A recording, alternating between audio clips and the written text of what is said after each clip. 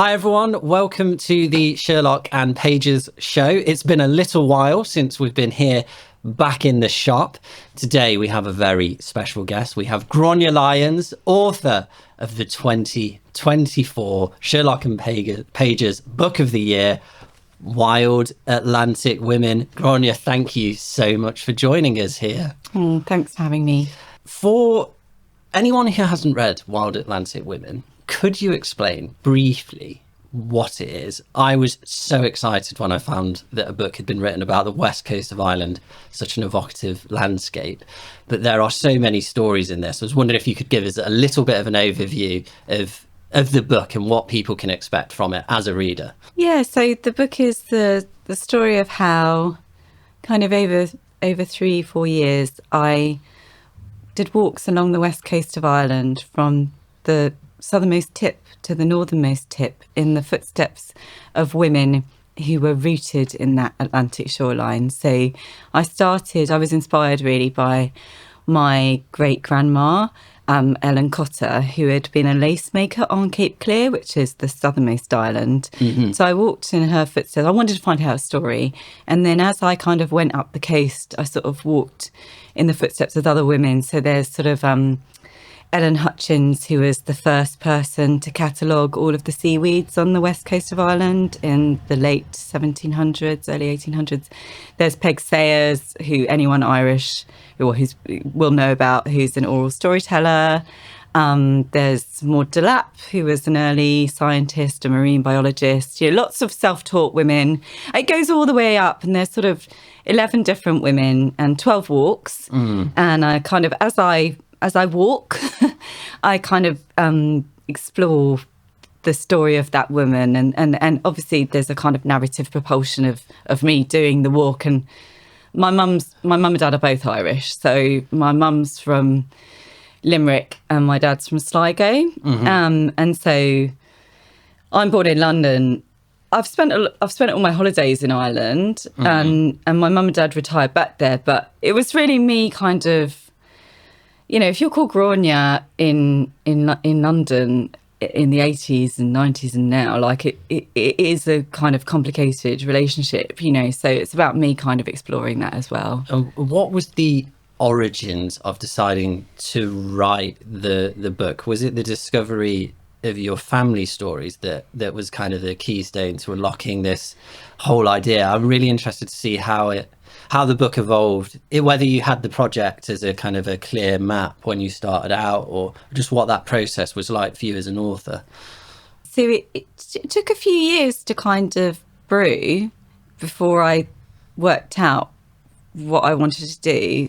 But did you know you wanted to write a book, or was it more sort of investigating family stories? Or I've always wanted to write a book. I've always wanted to be a writer, like ever since I put down Charlie and the Chocolate Factory. Like I think that's like very common, and I've always written. Yeah. But this kind of came about because in 2016 I went to Cape Clear for the first time to celebrate the story of my great granddad, mm-hmm. who he was a fisherman, but also a pilot. So back in the old days, when you were fishing, if you didn't know the coastline of the British Isles, if you were like a Spaniard, for example, who didn't know the coastline, had to kind of, drop off sort of, cargo, you would hire someone from Cape Clear, this little island, a pilot, and they would navigate you around the British coastline. So my great-granddad, Dennis Cotter, was one of those pilots, mm-hmm. and a great fisherman. And he happened to be in Howth Harbour in 1916 when they were bringing the guns in that were used for the Easter Rising. And he helped sort of navigate the Asgard, which was the Erskine boat. And for anyone who doesn't know Gráinne, could we just mention what the Easter Rising is? Obviously, such a huge event in Britain and Irish history, but people may not know abroad. Yeah, so the Easter Rising was the tipping point for Irish independence. So it was the day where the Irish Revolution sort of happened in Dublin.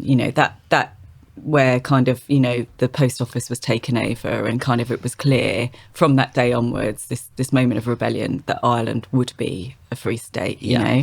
So Gráinne, can you tell us a little bit about how you conceived of writing this book? Because I know that you were investigating family history and you were visiting family in Ireland, and I'm just wondering, you know, did you have the idea for a book in mind, or is it one particular story that then acted as the keystone to the wider unlocking of this whole endeavour, which you seem to have been immersed in for, as you say, like 3 or 4 years? Yeah, so it took a few years to kind of brew, really. For me to realise that I wanted to travel the West Coast, and but the moment where it started to really come together was in 2016. I'd gone to Cape Clear, which is this little island on the southernmost tip, for a family reunion. It was to celebrate my great granddad, he was a fisherman who in 1916 had helped bring in the guns for the Easter Rising, which is a kind of a key moment in Irish history. It's the moment of Irish independence, where sort of, you know, from that moment he'd sort of been part of that revolution, and sort of celebrating that moment with my family, you know, like they were all speaking Irish, and it was just this incredible moment. I realised that I had a connection to this landscape, as well as my dad coming from Sligo, which is further up the coast. But it was only when I left Cape Clear a couple of years later that I sort of realised that we hadn't really looked at the story of my great grandma, his wife. Like my mum had tried, you know, we were all full of the spirit of the Easter, right? You know, we were all kind of enjoying the sort of bravado of our great granddad having done this amazing thing. And my mum had sort of pointed out some sort of lace making. It wasn't her lace, but she'd taught this woman to make the lace that was in the museum. So it was later on, sort of, I was getting into midlife, I guess. I was turning 40. And I just thought, oh, well, actually, I'd love to know her story. And I thought, and then I started to think, actually, there are other women up the coast who seem to be connected to the landscape. And then the idea of a book did come together, you know. But, you know, like, I've always wanted, even though you've got the idea for a book, I don't have the confidence really until like a year, 2 years into writing it to realise, no, I have a moment of commitment actually in the book, you know, where you start to realise, this can actually work. Like, these women genuinely are connected. There are genuinely enough women who are connected to this landscape. And it didn't write itself. It was a lot of hard work in terms of research, but it did sort of just come to life. Well, I think the magic of this book is that I think you immersed yourself so deeply, and as a writer, so generously in the stories of these women. And in Sherlock and Pages, there is a lot of nature writing, and there's a lot of personal memoir nature writing. I think your personal story is very gently told within the overall narrative. And what I found is that therefore, when I was reading it, I was really left with like a deep desire to turn the pages and actually see what happened to Gráinne Lyons as the author, as well as the women that you're writing about. But there's one bit where I think it's about Kate O'Brien, where you say, I'm really looking forward to travelling with her over the coming, you know, week or however long it was. And when I was reading it, I was thinking, is she still alive? And then I turned the next page and I think she was born in a year that there's no possible way that she would be alive. And I think that one sentence just made me realise how much you'd put into that research and these stories. And what I wanted to ask is, if there was a part of the landscape and a story that you think that maybe people would enjoy immersing themselves in if they were hypothetically traveling the west coast of Ireland themselves, which one do you think you would pick as like maybe the most evocative sort of story that someone visiting the west coast of Ireland might enjoy? And please feel free to comment on what I've said. Maybe that doesn't resonate with you. I don't know. It does resonate with me. I mean, what was interesting about it was Easky Britton, who's the surfer I meet at the very end, she talks about when she surfs a wave. I mean, like, I'm not a surfer, but she surfs these big waves. She talks about the moment of commitment. Yeah. The moment that you can't like not surf that wave, you've got to go for it, you know. And I had that moment with these women where I was like, either I do it, like I properly research them, and also because I am second generation Irish, I was worried that people would feel that I was using these women, that I had some entitlements to the coastline, you know.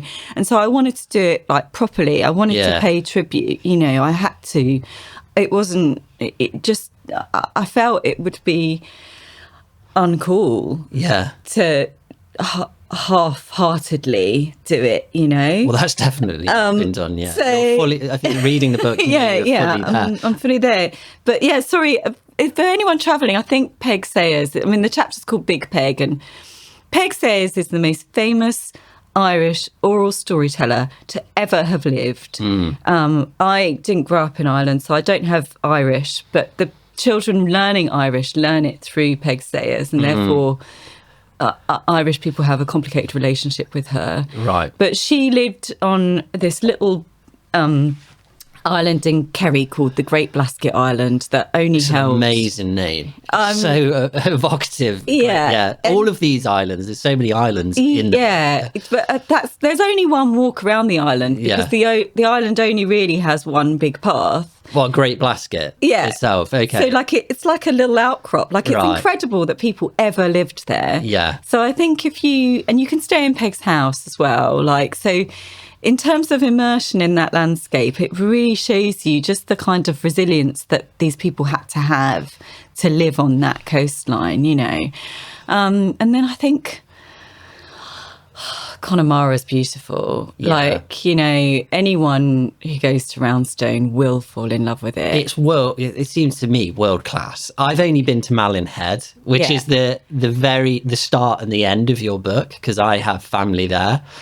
My parents said, shout out to Darren if you're watching this, and the rest of the wider family, who's probably in Farron's bar at some point in the next couple of weeks, which you mentioned.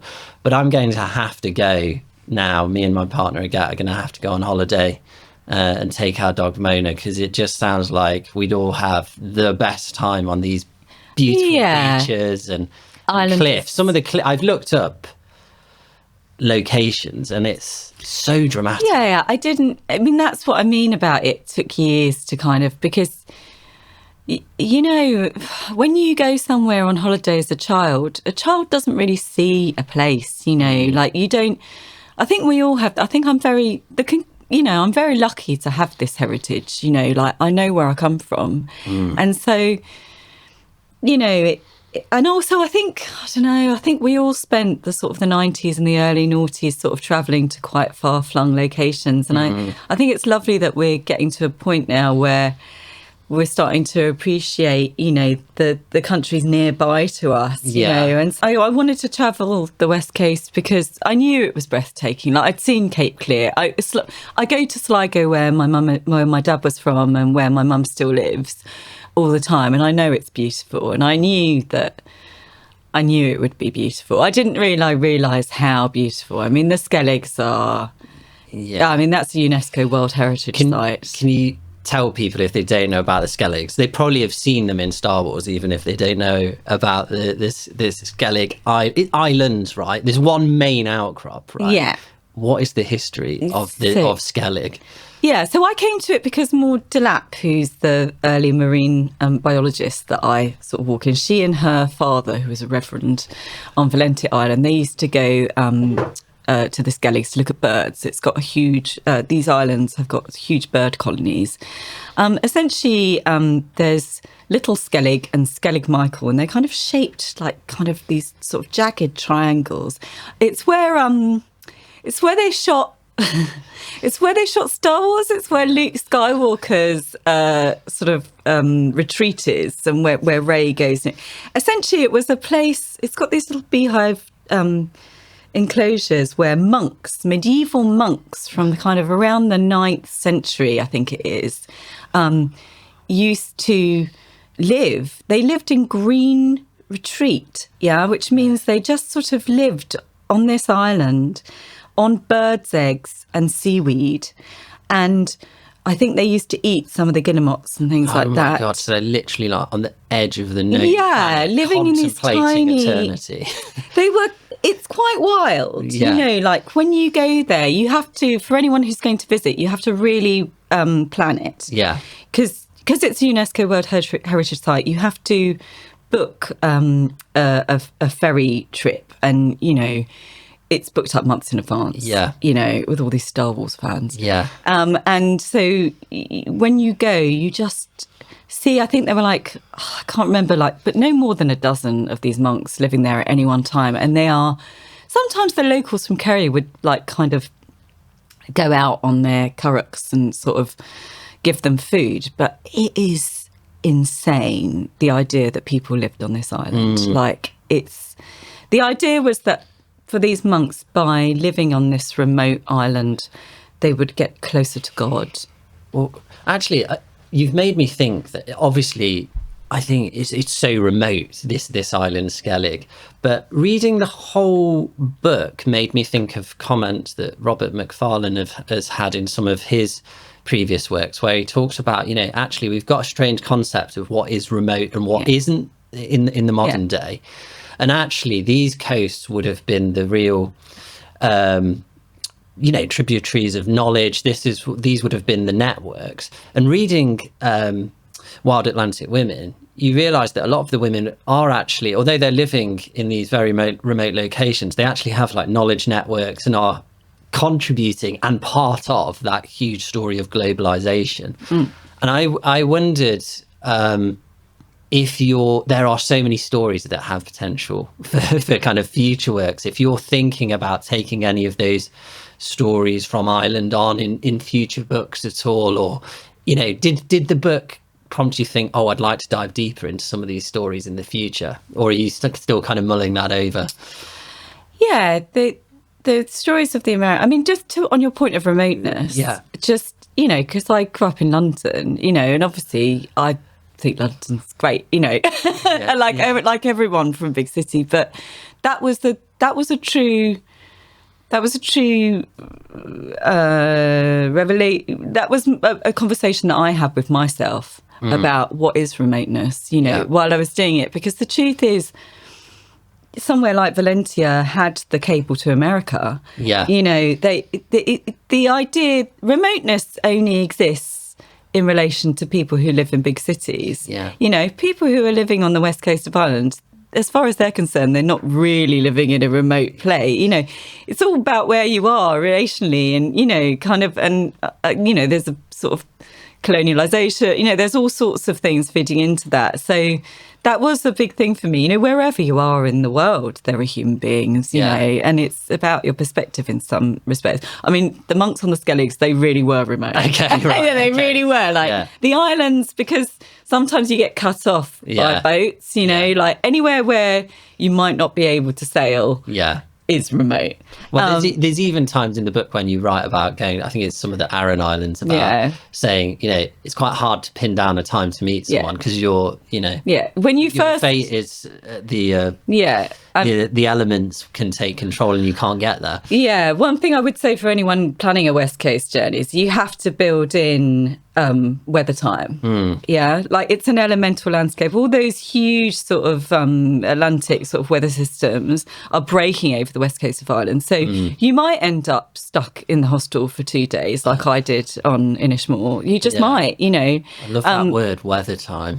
That's like you have to build in weather time. It's very earthy, elemental. Yeah, you do. You need sun cream, and you also need like a really good waterproof with a hood. Like you need both, right? Because it could, like with when I walked the cliffs of Moher, oh my God, like I was like being in a tumble dryer. Some of the names are just unbelievable. The cliffs of Moher. Is that pronounced right? Yeah. It's wonderful. Beautiful. Yeah. And talking about the weather systems, and obviously, you know, this wild Atlantic coastline with huge oceanic weather systems coming in. There are moments in the book where you talk about a strengthening of your environmental awareness. And when we got the book in, Wild Atlantic Women, and I read the opening chapter, I genuinely, my hair stood on end. And that's not just me trying to sell the book, because it ticked every single box of what we stand for here at Sherlock and Pages. And I was reading through it, I was thinking, oh, wow, this is amazing. There's stories of brilliant landscapes. There's these stories of, as you describe them, I think, outliers, women who are, in their own sense, have a wildness to them and individuality.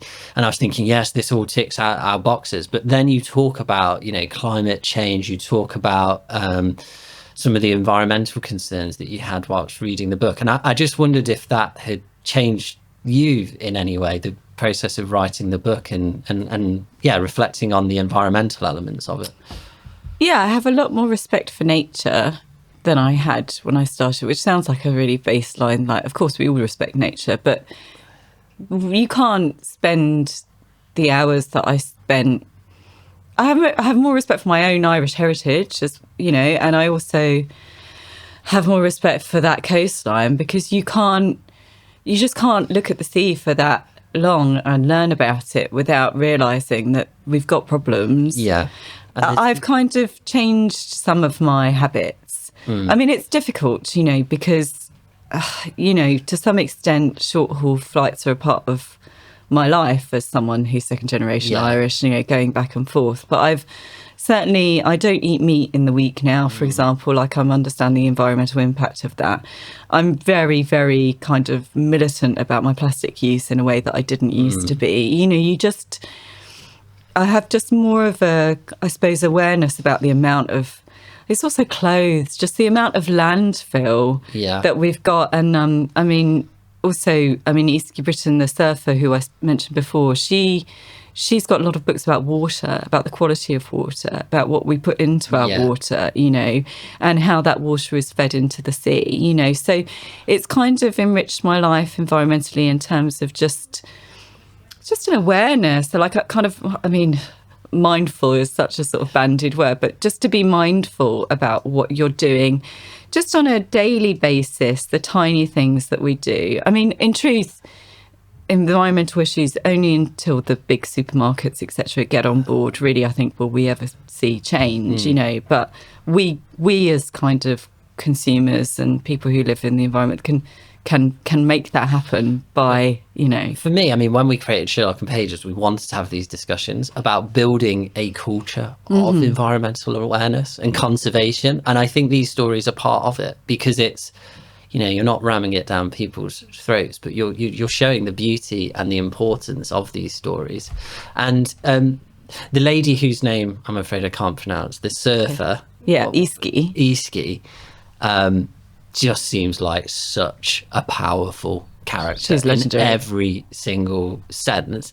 Can you tell us about her? She's a famous big wave surfer, right, which is pretty badass, but then also like an environmental activist. Yeah. Could you tell us about meeting her? Because she was quite hard to pin down as well, right? Yeah, she's quite, well, it was, I mean, in the book, it's kind of, I had to kind of combine lots of different journeys along the West Coast into, for the reader, you know, you want one narrative, you know. Yeah. So to kind of, it was happening around COVID, the second half of it. Right. So she had COVID for some of it. She's someone who travels around, and also, but, and she also, you know, was writing her own book. But she comes from the Britton family. So I think it was her uncle and her dad, definitely her uncle, were big wave surfers. Yes. And she comes from Rosnella, which is the Donegal coastline. So these are like waves, huge, big as houses. Like they are like... It's world renowned, isn't it? That coastline. It's pretty raw as well. My God. Yeah. And she... because of her environment, because of her family, you know, she just has been surfing since she was little. Like I mean, whenever you meet surfers, the great surfers, they've just been chucked into the sea their whole lives. You know, they respect the sea. But so she lives in Donegal, and eventually I managed to pin her down. I was quite dogged. I felt a bit like I was stalking her. And we do that. I had to. Well, yeah, I had to, because I knew to bring the story up to date and also to consolidate it for me. You know, it was important that I meet somebody, you know, who's who's kind of pushing boundaries now. And she was, as you say, in every way she pushes boundaries. And so, you know, we spoke then about kind of her relationship to the coastline and how she feels. And she is someone who has become radicalized as a scientist by her relationship. I think with that's the a fair sea. word. I mean, I would say that's how I feel as well. Because like, think this is so. radically wrong. What we're doing is radically Yeah, a mess. I don't know. So Was that's that fine. wrong? No, I think she it was would right. agree. Yeah. No, I think so. I like she that. passionately believes, you know, in improving our water quality, and you know, kind of, you know, that feels like something pretty good to be passionate I think about. so. Yeah. So she was just really inspirational for me, and she. Oh, I mean, she's just amazing. She's sort of like what I imagine an old school, like what my great granddad would have been like in terms of just knowing the ocean. Yeah. You know, they just know the patterns of the way. You know, like Well, then we talk about environmentalism, and it's like these characters who feel it. And, they're like, and have that passion and are able to connect through their stories with others, and that's how we build a culture of change. But just for the readers, I want people to know that there are characters that go back from the Tudor times, an amazing marauding pirate queen who met Elizabeth I, and then up to the present day. Yeah. So it's kind of a real. The thing is, I love reading books like this because you learn so much about history. And I think always, as an English person, as a British person, you almost feel slightly embarrassed about a lack of awareness of Irish history. So I would really recommend it for anyone who's feeling that. You do learn a lot about the history through these stories almost without realizing it, I would say. I don't know, does that feel like fair comment? Yeah. How does that feel to receive that? I mean, that's sort of why I wanted to write it, because I've always written, but to earn my crust. I work as a television producer in arts and history documentaries, and I'd increasing years as our sort of awareness of post-colonial landscape has come up. I've been learning a lot about the history of different countries, and I realised I just didn't know the history of my own country, and so that's sort of how it came about as well. But I wrote it to be an easy read. Mm-hmm. I wanted people to learn as they were just going. It is a very readable book. Yeah, you can really fly through a chapter in an evening just before bed and really go through it. And I like the way that at times I felt like you were almost, and I mean this in the most complimentary sense, you were just making the sentences very simple, just telling the story. And I really admired that. And it was quite a good lesson for me as someone who aspires to be a writer as well. I kind of really believe that I really like books where anyone can read them. I don't like the idea of history being niche. Yeah. Or I like the idea that, I mean, it's part of my telly background as well, but I just think everybody can understand everything if it's presented in the right way, right? Yeah. So, well, I don't know. I don't want to sound too full of myself, but I did try and write it clean. Yeah. Do you know what I mean? That's a good way of putting it. Yeah. I would say that, and I don't think you dwell on parts for too long and it moves on. It's just so well done. Honestly, we picked it as our book of the year for a reason.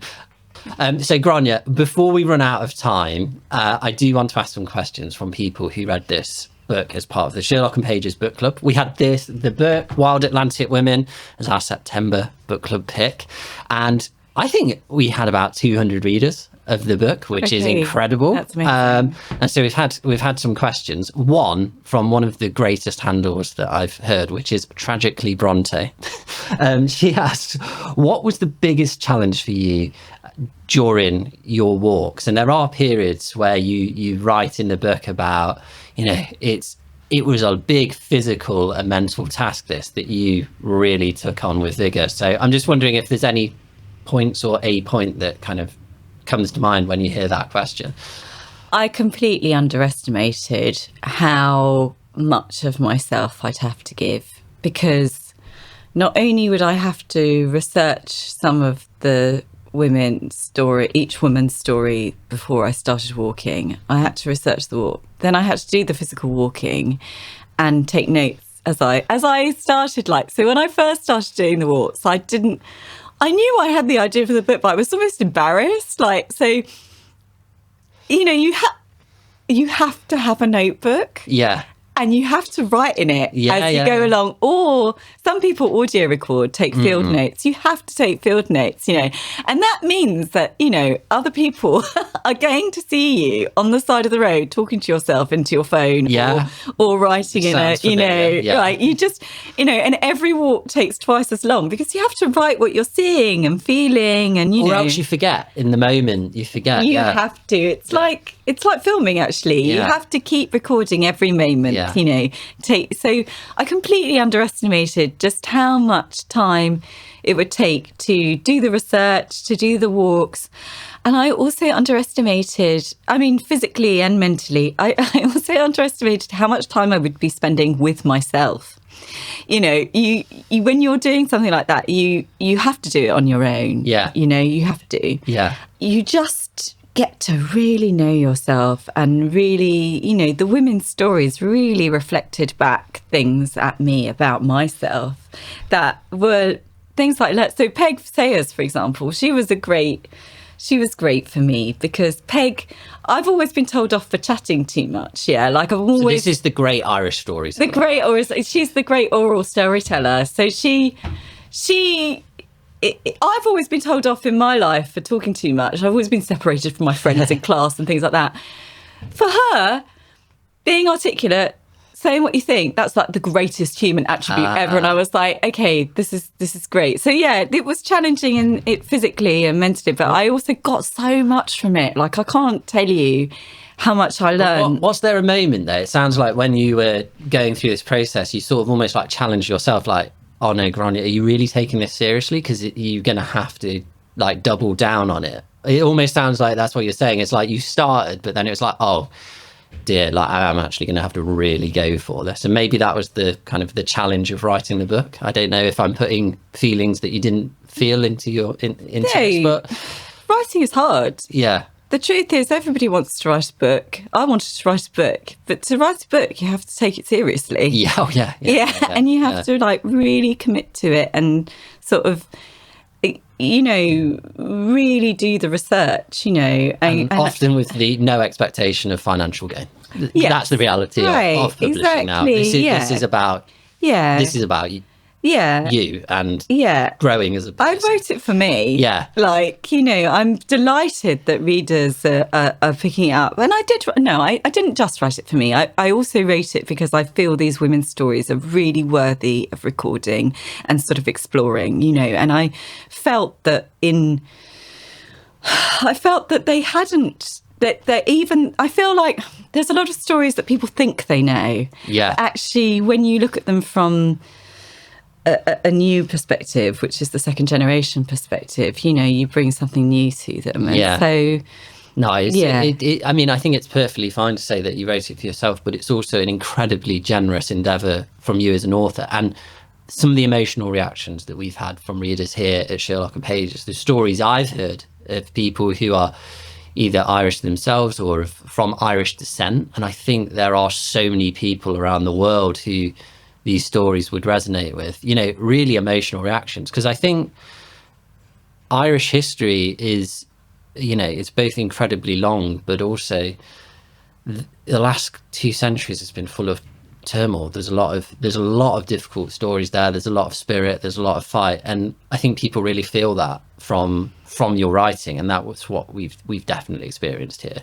Yeah, it's a book of resilience. Yeah, these women that's are the word. Incredible resilient. Yeah. I mean, it's made me think about all people in the past and all women in the past. You know, what they had to cope with. You know, just like even things like antibiotics. You know, or kind of painkillers. You know, just you know, it was just when you really start to immerse yourself in the past and in people's experience in the past, you start to realise like, gosh, people were really hard. Yeah. They really, you know, it was an amazing, it was really inspiring to to find out how people had kept going. Yeah. You know. And there's also a question from Amy Lucas, and I'm going to pronounce this wrong, but Isaac Valeria, which is they asked pretty much the same question, which is quite interesting. Is there a walk or a woman story that you wanted to put in the book but you couldn't, or was there a story which was not added to the book? So they both almost have the same wording of question. So Sligo, my father's home county, where my mum still lives,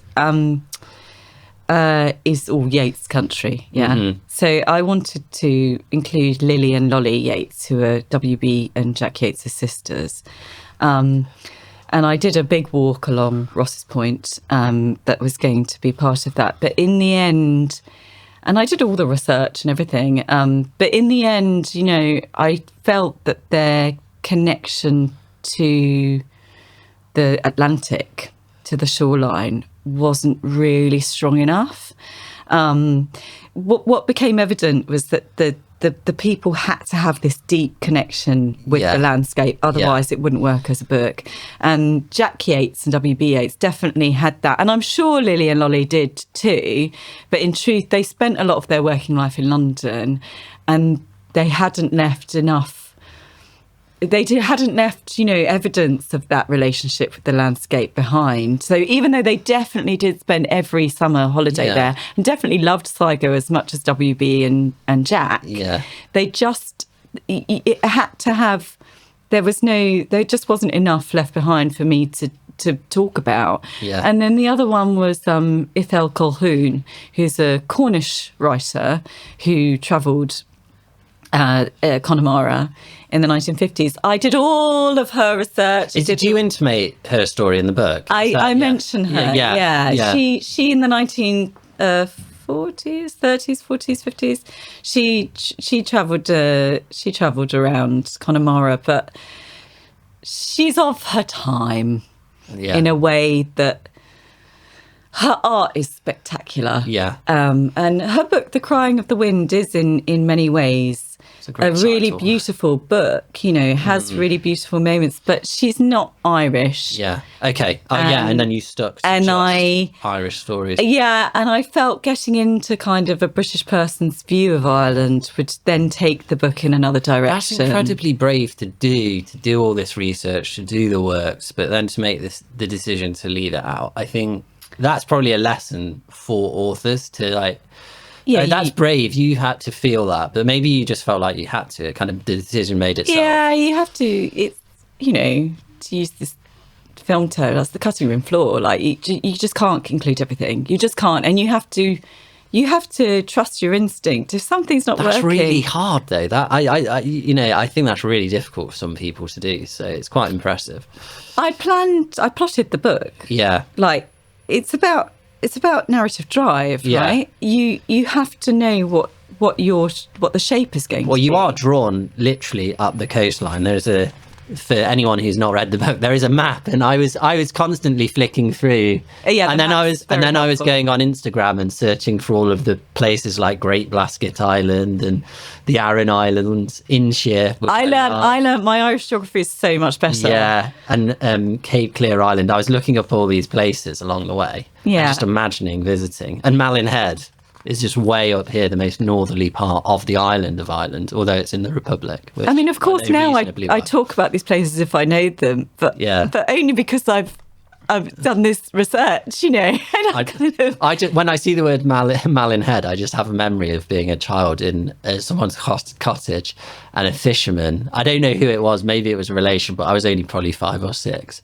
And them gutting a salmon and it just splattering across my glasses. Oh so that's like very raw and wild. That sounds like that's and then going into Farron's bar and probably buying a Mars bar. Yeah. But that is that thing though, when you go up here, but then you go back to Ireland, you have this slight sort of what's happening now thing going on, you know, because it's a totally different culture, you know, in many ways. Like, well, we've got more in common than we have apart. Yeah. But it is a different culture. Yeah. So it's sort of, you know, it's that's why I wanted to do it, to connect. Well, I think you've done a wonderful job. And I'm sure this book is going to get in the hands of more and more readers over time. I think it's going to be one of those word of mouth books that really gets out there. And I heard about this when I was a bookseller, and I wasn't quite, when I became a bookseller a year ago at the Booksellers Association conference, an author, I can't remember who it was, got on stage and said, you know, I know that independent bookshops can like hand sell books and they can get stories out there that maybe the bigger retailers don't. And I feel like this book is kind of the first test case for us at Sherlock and Pages of picking up a book and being like really championing it. And I think if you own a bookshop and you're watching this, take a look at the wholesalers, take a look at New Island publishers and get Wild Atlantic Women on, because this sells itself. We put it on our table with a big pile of them and a note, and honestly the amount of people that have Irish heritage, someone in their family, or are just interested in walking the Wild Atlantic Way, they've done a great job at branding that. They just pick it up and buy it, and it also then our enthusiasm talking about it speaks for itself. So I'm sure it's going to continue to do really well. Will there be any other Gráinne Lyons books? Is there anything in the pipeline? Whether you can tell us about it or not. Oh yeah. I'm right. So I mean, I'm quite all about the pine forest at the moment. I mean, I do want to explore. I mean, we chatted about it a bit, didn't we, before this? I do want to explore the lives of the girls who went to America a little bit more. These letters that people wrote back, Irish women wrote back from America, are just great. You know, anyone who is interested, you know, do go on the Irish folklore collection, you know, like kind of, well, those are the school's letters, but there are just these incredible letters written back from Irish immigrants, both male and female, that sort of talk about what it's like to arrive in this country, you know. So I'd love to do something on that. And then I did find those parts of the book really there's a couple of pages that are really exhilarating, where you're thinking about these Irish women going off, not just to New York. I think New York dominates in our minds, but actually you mentioned like Iowa, where I have some family links, and I was thinking, what the hell must it have been like to go from somewhere like Sligo, Cork, and then you're suddenly, I don't even know how people would have got to Iowa. You know, those are the stories that I just don't understand. That must have been incredible. Oh, my father used to always say, like, you know, don't think just because it was the past that people didn't travel. Yeah. You know, people went much further than you think they did, you know. Yeah. And the propulsion to freedom, that's what it is. It's the sense of adventure of these young people, you know, and also that they're so young. Often these girls are like 21, 22 going out there, and it is exciting. But yeah, the other thing that I'm writing is I'm writing a book, hopefully, about living in the Finnish pine forest this summer. This past summer, I lived at a sanatorium for a former sanatorium, I say, called Paimier, which was built by Alva and Aino Alto. It was a tuberculosis sanatorium. I've been unwell myself with endometriosis and adenomyosis, so part of my recovery, like I went on this writing residency, and I've been sort of combining my story. At the moment it's an essay, but I think it could be something bigger. I've been combining my story of having adenomyosis and endometriosis with the story of these patients who lived in the sanatorium. I've just been thinking about this sort of the power of nature to heal. And I've been thinking about forests in life, like being lost in the woods. You know, you can't see the wood for the trees, all of those kinds of expressions of kind of, I don't know. So it's going to be much more upbeat than this, because it's a story of healing. I feel well now.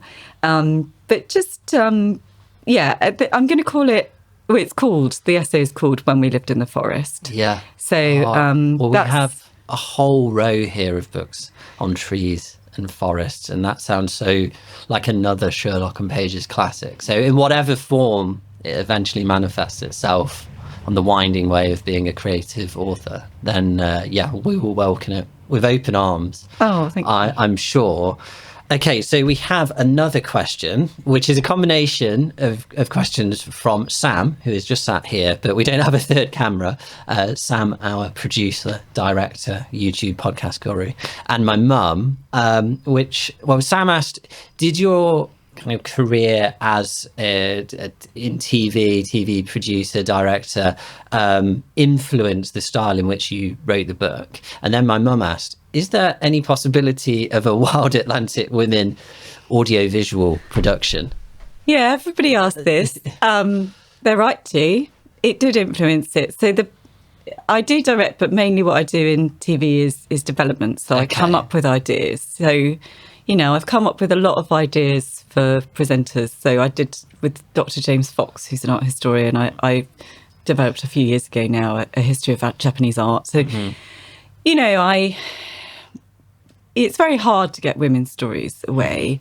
And also, I mainly have worked for the BBC and Channel 4. So they're British stories. So I wanted to take those skills. I wanted to use the skills I'd learned in telly to do something about women on the Irish coast. I did. And of course, years of writing documentary treatments has influenced the writing of this, because I know what, in terms of my tone as well and the way I write for everyone to understand, because I'm used to writing for big audiences.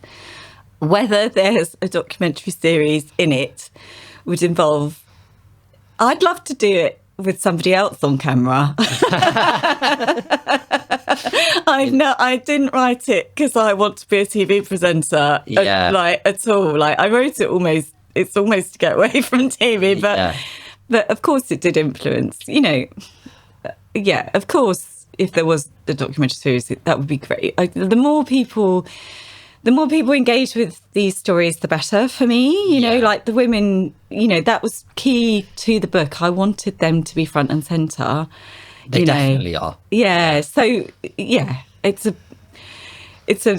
one of those questions that pushes my buttons a little bit. But I kind of, I can understand that, given your I'm used to being behind the camera.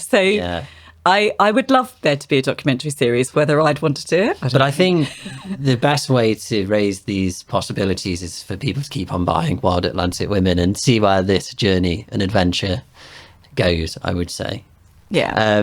We probably should wrap up there because we're running out of time. But I just wanted to say thank you so much for writing Wild Atlantic Women. This is one of the best things that has happened to Sherlock and Pages. I feel like it's a story that we've been able to tell our readers. We found this incredible book. It's so well written, so deftly handled, and the response has just been brilliant. So honestly, a sincere thanks from us. I heard about the power of independent booksellers when we started Sherlock and Pages, because we can pick up books that are maybe the major retailers haven't yet, and they've got big publishers kind of with huge marketing engines, which some of the smaller publishers don't have. But I think that, books like this, Wild Atlantic Women, are the ones that word of mouth, hand selling, build momentum over time. And I did hear that at the Booksellers Association conference. And I feel like this is the first book that's proven to me as an independent bookseller that magic can happen. So it's been a wonderful experience having it in the shop. I'm just so grateful for your support. It's lovely to be championed. It really, my Instagram's gone mad. So I'm just, I do think small independent bookshops can make a difference. And I do think word of mouth makes a difference. You don't have to have huge budgets. And I hope, I think so. I think authenticity is key, you really are the tiny little bookshop that you say you are. And so it just sort of, I'm very grateful for your support. Thank you so much. Well, I'm really excited to see where your future writing goes. And I feel like we should check in a year's time, because it's been so lovely meeting you. I went to the pub last night, the Talbot in Mells, if anyone's visiting Frome. It's just 5 minutes drive away, and it's wonderful. And it was so nice talking to you about the book there and future projects and all of this. So we should do have you back in maybe a year's time or something and see where we are, if you'd be up for that. Yeah, I'd love it. I've had a lovely time in Somerset. I highly recommend recommend anyone to come visit this part of the world. It's lovely. That's a good endorsement. And hopefully we can get some of your photos from your newfound Instagram fame and maybe put them in the video as well. You must have taken a load of photos whilst you did these walks, right? Oh, I took loads. Yeah. I've got like thousands and thousands and thousands of photos.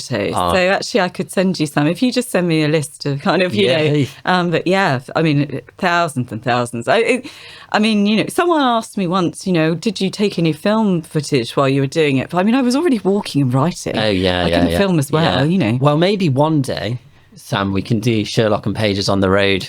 Oh, yeah. West that coast would be of great. Ireland. Yeah, in Dingle. They'd love you down in Dingle. That would They'd be love that. amazing. Yeah, I'm so keen. But Gráinne, a sincere thanks from us. And, well, let's see where the story of Wild Atlantic Women goes next. Oh, thank you so much, Luke. It's been a pleasure.